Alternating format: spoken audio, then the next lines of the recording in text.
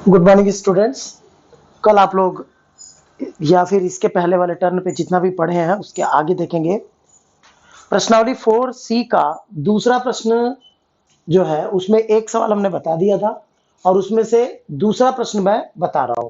पहला क्वेश्चन जोड़ से रिलेटेड था, दूसरा क्वेश्चन जो है वो घटाने से रिलेटेड है। तो पहले आप लोग क्या करिएगा, मान लीजिए इस क्वेश्चन को हल करना है तो सबसे पहले इस व्यंजक को खोलेंगे, यानी जब हल करेंगे तो लिखेंगे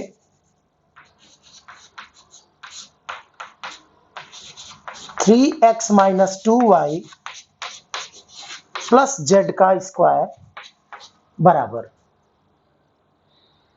आपको पहले भी बता दिया हूं मैं, जो सूत्र होता है इसका उस सूत्र को मैं बार बार नहीं लिखूंगा। अब इस सीधे क्वेश्चन को मान लीजिए हल करना है तो कैसे करेंगे, 3x का वर्ग, पहले ये वर्ग इस पर लगाएंगे, धन, मैंने बोला था ये माइनस कभी भी 2y के साथ रखना है तो माइनस 2y को हम एक साथ रखेंगे, वर्ग लगाएंगे।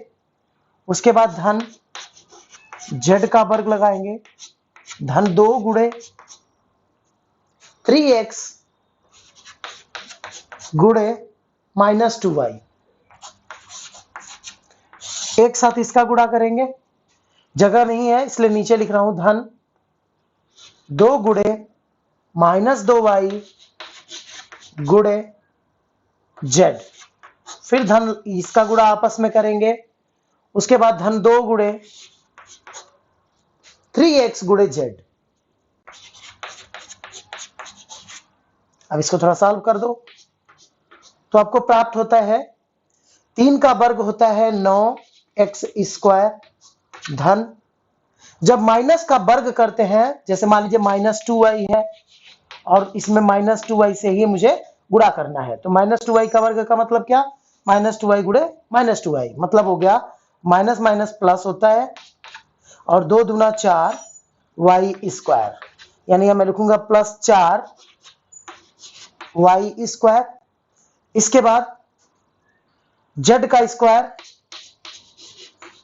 उसके बाद यहां प्लस है यहां माइनस है तो गुणा होगा तो मान जो होगा ऋण में आएगा, यानी 2 तिहाई 6 दूना 12xy। इसी तरह से अगर इस माइनस प्लस का गुणा होगा तो माइनस 2 दूना 4yz, 4yz, और इधर जब गुणा करेंगे इसका इसमें तो हो जाएगा धन 2 तिहाई 6 xz। तो यहां तक आपने पहले व्यंजक को खोलने के लिए किया। अब हम दूसरे व्यंजक को खोलने जाएंगे तो वो है आपका 3x plus 2y minus z। थोड़ा ध्यान देंगे आप लोग, इसका वर्ग ज्ञात करना है, जब हल करेंगे तो क्या होगा थोड़ा ध्यान दें। तो पहले 3x का वर्ग धन 2y का वर्ग, धन मैं बोला था जो भी माइनस आएगा z के साथ हमेशा रखना है, यानी माइनस z, ये है माइनस z और इसका वर्ग लगाएंगे, धन 2 गुणे 3x गुणे 2y, ठीक है। इसका गुणा इसमें करेंगे, जगह नहीं है इसलिए नीचे लिख रहा हूं, आप लोग जब कॉपी में लिखिएगा तो लाइन से लिखिएगा। फिर लिखेंगे 2 गुणे 2y गुणे माइनस z, फिर उसके बाद धन लगाएंगे, फिर लिखेंगे 2 गुणे 3x गुणे माइनस z, 3x गुणे माइनस z।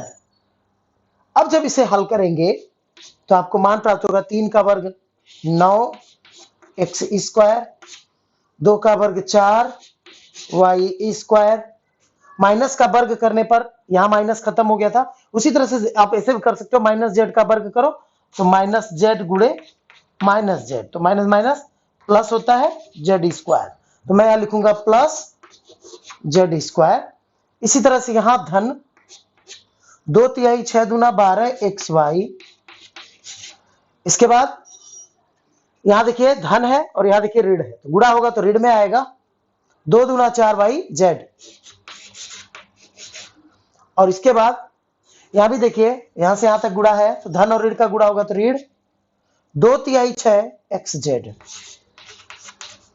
ठीक है, यहां तक तो आपने समझ लिया होगा।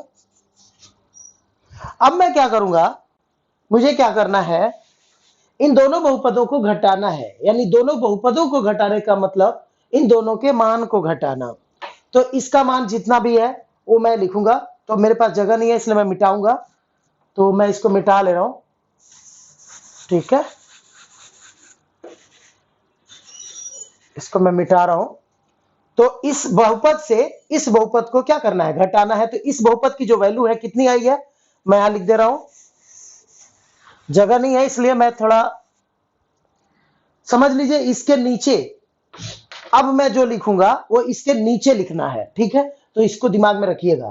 तो इसके नीचे क्या लिखना है, आपको लिखना है ये इसका जो मान है वो उसके आगे रखिए, तो जगह 9x², इसका मान, उसके बाद है 4y², फिर है धन z², फिर है ऋण 12xy, फिर है ऋण 4yz, फिर धन 6xz, तथा इसको उसके नीचे लगाइए 3x धन 2y माइनस z।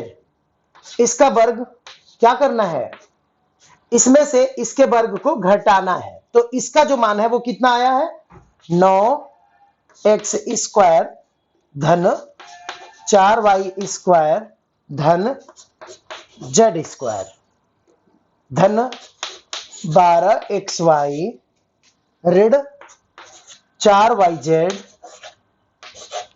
ठीक है, ये 4 है, ध्यान दीजिएगा, थोड़ा साफ से लिख दे रहा हूं, ये ऐसे लिख दे रहा हूं, 4yz, और उसके बाद से माइनस 6xz।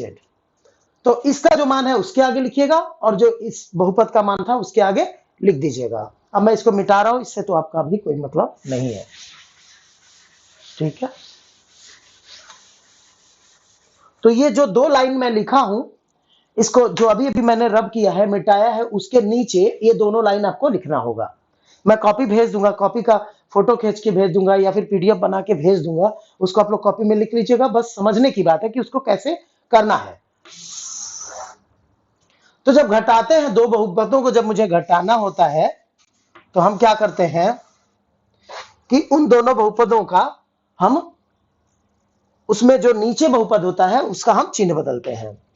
तो ये देखिए, माइनस है तो प्लस, ये माइनस है तो ये भी प्लस, ये प्लस है तो ये माइनस हो जाएगा, ये प्लस है तो ये माइनस हो जाएगा, ये प्लस है तो ये भी माइनस हो जाएगा, और यहां इसका चिन्ह कैसा है, धनात्मक है तो ये ऋणात्मक हो जाएगा। अब ये इससे कट जाएगा, ये धनात्मक ऋणात्मक है इसलिए ये भी कट जाएगा, ये धनात्मक ऋणात्मक है ये भी कट जाएगा, ये ऋणात्मक है ये भी ऋणात्मक है, इसलिए माइनस माइनस प्लस होता है, इसको काट नहीं सकते। लेकिन ये माइनस है और ये प्लस है, ये भी कट जाएगा, ये प्लस है और ये भी प्लस है, ये भी आप काट नहीं सकते, क्योंकि प्लस और प्लस मिलकर प्लस होता है, यानी जोड़ होता है। इसको जोड़ेंगे आप लोग तो हो जाएगा माइनस माइनस प्लस, यानी 12 12 24 xy। ध्यान रहे, ऋणात्मक संख्याएं जोड़ने के बाद भी जो आंसर आता है वो ऋण में आता है। इसके बाद यहां पर हो जाएगा धन 6 और 6 मिलकर 12xz, और यही आपका आंसर होगा। अर्थात इन दोनों को अगर हम घटाते हैं तो हमें मान इतना प्राप्त होगा। इसी तरह से आप लोग तीसरा क्वेश्चन खुद से लगा सकते हो। इसलिए ये लास्ट क्वेश्चन था आपका, दक्षता अभ्यास आपको स्वयं से करना होता है, इसलिए प्रश्नावली 4 जो है आपका वो यहीं पर खत्म होता है। तो इसके बाद हम नेक्स्ट वीडियो में अगले चैप्टर के बारे में पढ़ना शुरू करेंगे। तब तक के लिए धन्यवाद।